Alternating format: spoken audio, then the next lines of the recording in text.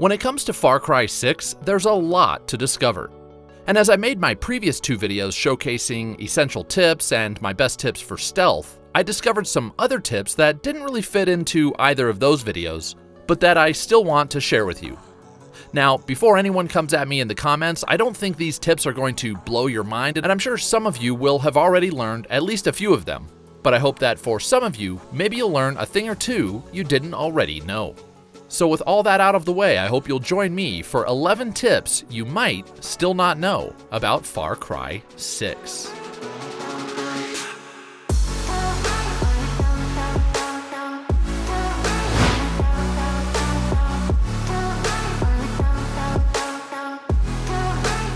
Okay, I want to preface this tip by saying that in Far Cry 6, if I'm taking a guns blazing approach, my grenade and rocket launchers are often my go-to weapons on top of my shotgun when things get really out of hand. I often prefer just blasting a grenade or rocket in an enemy's general direction instead of firing more precise shots with rifles, pistols, machine guns, or even my shotgun. Plus, grenades and rockets can take out vehicles and helicopters. Problem is, it's easy to run out of ammo for both grenade and rocket launchers if you use them often. But that's where your Supremo backpacks come in. By installing the Rocketeer Pocket mod onto any Supremo, then equipping that Supremo, you can double the number of grenades Danny can carry from 6 to 12, and the number of rockets she can carry from 4 to 8. This gave me so much extra firepower in large-scale firefights that I actually equipped the Rocketeer Pocket mod onto every one of my Supremo backpacks.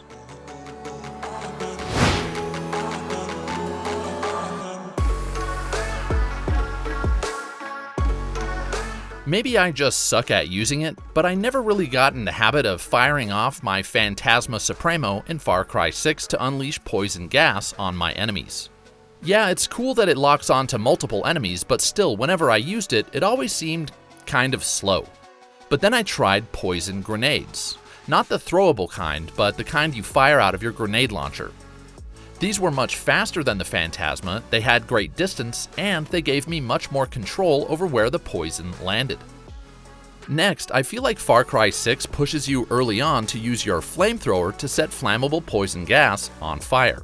But I found a much better option for this same tactic to be Molotov cocktails. That's because unlike the flamethrower, Molotovs allowed me to better keep my distance so I didn't set myself on fire, and just like grenades, they gave me better accuracy. And the way gas spreads over a wider area, as do Molotovs, this method gave me a bit more room for error than firing a regular grenade.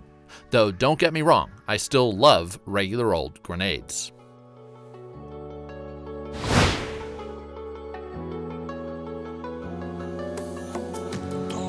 Okay, this is one that I'm sure some of you are going to watch and say to yourself, I already knew this. But it somehow went over my head for quite some time, and I can't imagine I'm the only one. Anyhow, Far Cry 6 makes it clear that if you drive a new vehicle to a vehicle pickup point, you'll then be able to summon that vehicle from any of said vehicle pickup points. But what it doesn't tell you, or if it does, I certainly missed it, is that there's a shortcut. You can instead just use your phone to scan cars, boats, and trucks that you haven't yet dropped off at a vehicle pickup point. This will then add them to your roster of vehicles that you can summon. Now, this doesn't go for vehicles that are part of a mission or for military vehicles, but for civilian vehicles, it works like a charm. And it also works on horses. Yep, if you run across a type of horse that's not on your roster of available rides, scan it and you'll be able to summon it from any horse pickup point.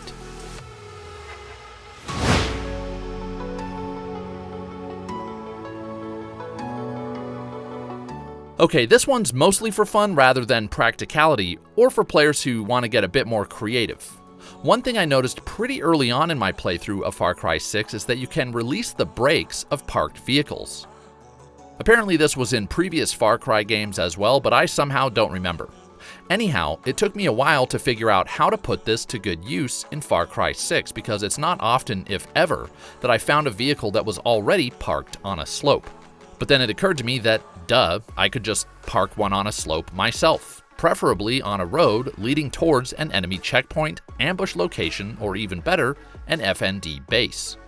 I could then attach either a proximity mine or a C4 explosive to the fuel tank on, say, an FND truck, release the brake, and watch as my newly made mobile bomb slowly approached the enemy.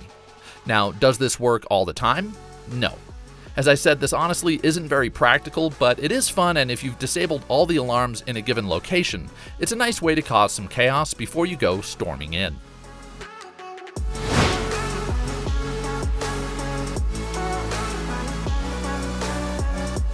This goes hand in hand with my previous tip, but if you see a Biovida truck, scan it so you can pick it up from any vehicle pickup point. Why? Well, these trucks are filled with Yara's trademark flammable gas, which basically makes them giant bombs. So yeah, attach some C4, then let it roll into an enemy location like I previously described. Or if you prefer a high-speed approach, attach a proximity mine to the front, hop in, put the pedal to the metal, and bail out. Then watch as the truck rams into your enemies. And if the tank doesn't explode on its own, well, that's not a problem. Just pull out your favorite explosive projectile. Now, not to sound like a broken record, but again, this isn't the most practical approach, and it doesn't exactly work like a charm every single time. In fact, getting it right can be downright tricky. But if you nail it, it's definitely worth the effort.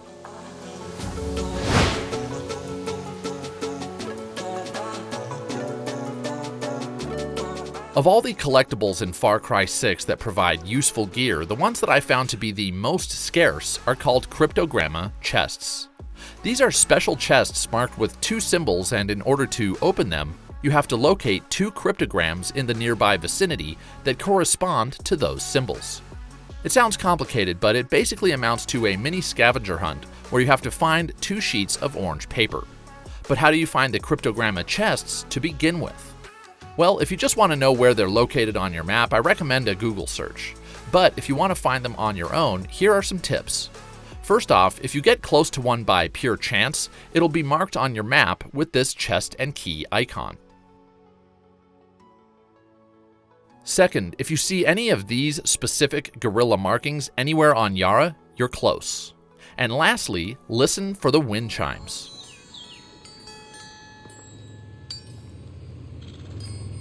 Hear that?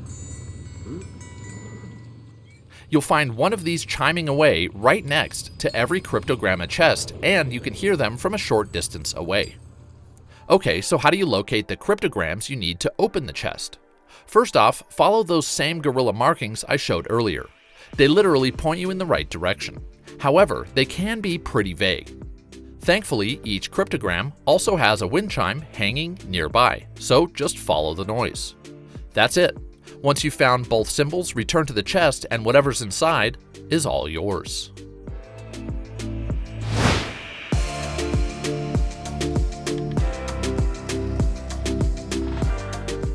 When it comes to throwable explosives in Far Cry 6, I like C4 better than grenades or sticky grenades because I found them to be much better for my stealthy style of play.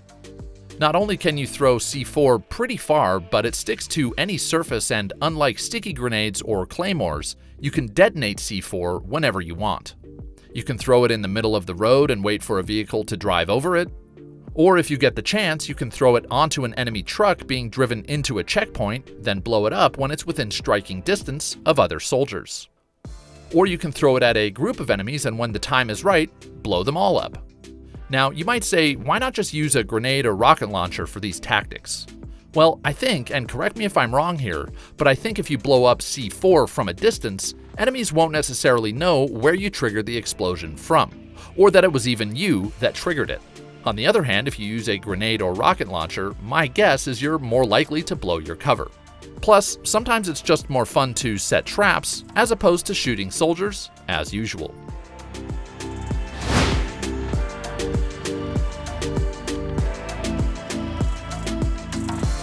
Here's another one I imagine a lot of you already know, but if you don't, it's pretty useful.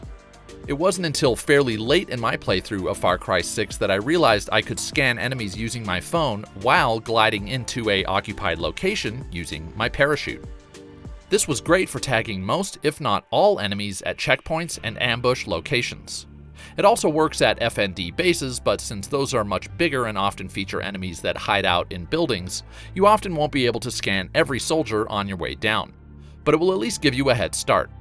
Just make sure to release your parachute as high as you can, and don't forget to look for a safe place to make your landing. And if you are looking for where to land near an FND base, keep an eye out for the laptop nearby.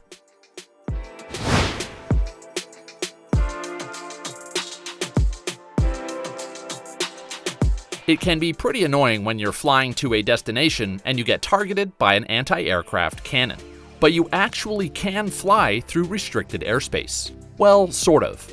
If you've added the Avispa Buzzer hover vehicle to your roster of rides, this thing can fly around like any other flying vehicle, but it can also fly low enough to the ground or over water so that anti-aircraft guns won't shoot you down. Now, you won't be able to do this, at least not quickly, through Esperanza, where buildings will block your path, or through a really dense forest. But again, if you're over water or in a wide open area of land, you can fly low enough to avoid detection. As for where to find the Avispa Buzzer, I found it in a giant cave at a location labeled on the game's map as the Caverna River. More generally, this is in the western half of Madrugada.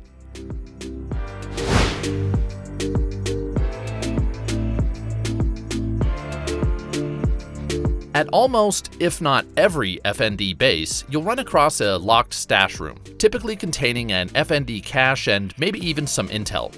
Now, the key to these rooms is typically just lying around, and they're usually not that hard to find. But if you do have trouble finding one, know that a second identical key is often held by one of the ranking officers on site. These are the soldiers highlighted in yellow. Kill them and chances are you'll find a key to the stash room on their corpse. And as a bonus tip, at some FND bases, you'll find a locked room with a security control panel. The control panels look like this, and the key to these rooms are either, again, lying around or on a ranking officer. Once you're in, you can then rewire the panel to disable all the alarms and security cameras at that FND base in one fell swoop.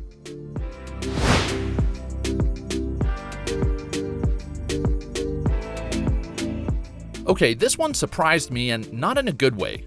Unlike many of Ubisoft's previous open-world games, Far Cry 6 doesn't feature any way to access in-game tutorials, even for basic gameplay features. But you can still access tutorials through the game's menu. Well, sort of. Just go to the System tab in the pause menu, then select Ubisoft Connect. Now, I'm pretty sure Ubisoft Connect requires you to sign up, not to mention it requires an online connection, so not cool all around. But if you do want to access these tutorials, and again they are basic, here's where to find them. Just select the Far Cry 6 icon on the left column, then select Help, and from there select Tutorials. Topics covered include how to bribe Yaren double agents, how the game's heat meter works, how to gain leaders for Bandito's missions, and more. Unfortunately, these tutorials still don't cover a lot of the topics I would have liked, but if you do have questions about Far Cry 6 and you want to search for answers without technically leaving Far Cry 6, check here because unless a patch adds these tutorials to the actual game menu, this will have to do for now. And there you have it. I hope this video showed you at least a few more tips that you didn't already know about. And on that note, I'd actually like your feedback. If this video was useful, let me know in the comments, and if not, well, let me know in the comments. And if you liked the video, leave a thumbs up, and if you didn't, leave a thumbs down. As I've mentioned before, I plan on shifting my channel to include a lot more tips and strategy guides, so if you did like this video, consider subscribing if you want more. As always, I want to thank my Boss Mode patrons, Brock and Bare Knuckle Bob. And lastly, if you want to keep up with me and see what I'm playing, you can follow me on Twitter at Quest Mode Games. And with that, I want to remind everyone to never stop questing.